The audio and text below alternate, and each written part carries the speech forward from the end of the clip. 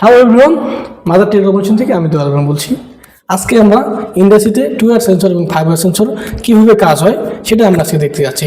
এই যে এখানে দেখেন 2 ওয়্যার সেন্সর এবং 5 ওয়্যার সেন্সরের বিভিন্ন কার্যপ্রণালী আমরা দেখতে যাব। এইখানে আছে মেটাল সেন্সর, ফটো সেন্সর এবং 5 ওয়্যার সেন্সর।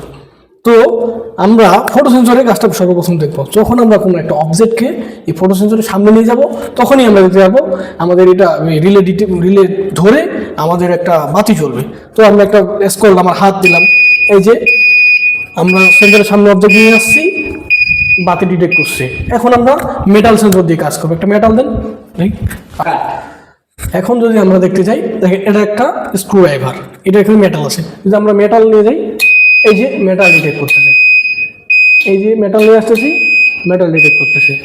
এটাই হচ্ছে কাজ। আপনারা যদি উক্ত কাজে 2 ওয়্যার সেন্সর এবং 5 ওয়্যার সেন্সরের সার্কিট ডায়াগ্রাম চান, অবশ্যই আমাদের লিঙ্ক কমেন্ট দেওয়া থাকবে, আপনারা সেখান থেকে ভিজিট করবেন এবং লাইক কমেন্ট শেয়ার করবেন। ধন্যবাদ।